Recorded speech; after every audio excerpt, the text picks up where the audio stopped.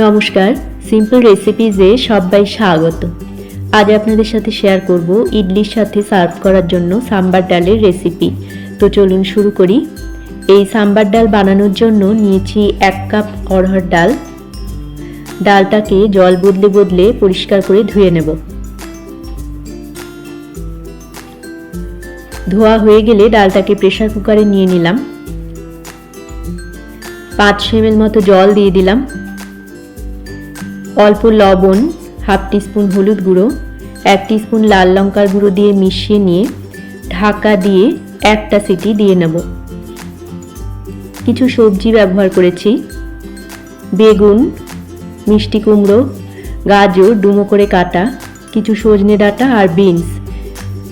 কড়াইতে 3 table spoon সাদা তেল গরম করে নিয়ে এর মধ্যে দিয়ে দিলাম 1 টিস্পুন রাই, হাফ টিস্পুন মেথি দানা, একটা শুকনো লঙ্কা, হাফ টিস্পুন হিং। ফোড়নের মশলাটাকে কয়েক সেকেন্ড ভেজে নেব। ভাজা হয়ে গেলে দিয়ে দেব 1 মুঠো কারি পাতা। কারি পাতাটাকেও একটু ভেজে নিলাম।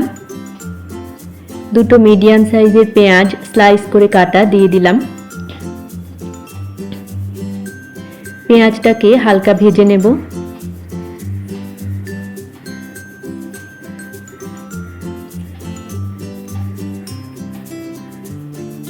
এক টেবিল স্পুন কাঁচা লঙ্কা কুচি দিয়ে দিলাম। ভেজে নিয়ে দিয়ে দেব 2টো মিডিয়াম সাইজের টমেটো টুকরো করে কাটা।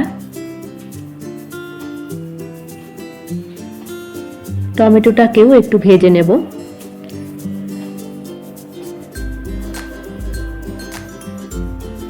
ভাজা হয়ে গেলে সবজিগুলোকে দিয়ে দেব। সব কিছুর সাথে সবজিটাকে ভেজে নেব।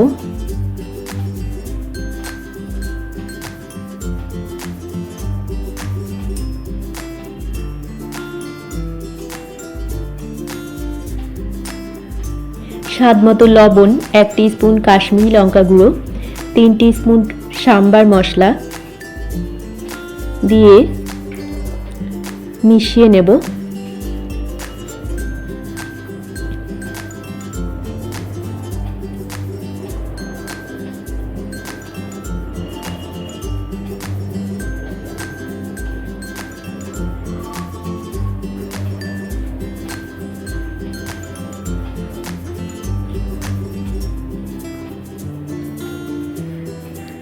একটু কষিয়ে নিয়ে দিয়ে দেব 1 কাপ গরম জল।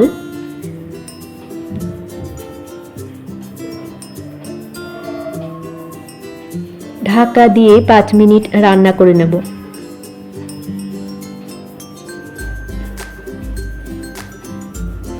5 মিনিট পর ঢাকাটা খুললাম। ফ্লেমটাকে অফ করে দেব। এদিকে প্রেসার কুকারে ডালটাও সেদ্ধ হয়ে গেছে। ডালটা গোটা গোটা আছে কিন্তু সেদ্ধ হয়ে গেছে। এর মধ্যে সবজিটাকে দিয়ে দেব।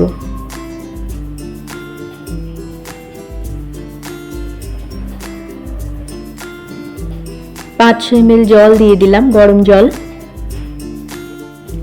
মিশিয়ে নিলাম।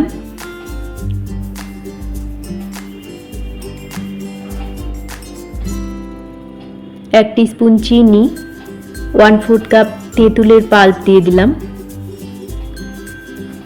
মিশিয়ে নিয়ে ঢাকা বন্ধ করে আরও একটা সিটি দিয়ে নেব। স্টিম রিলিজ হলে ঢাকা খুলছি।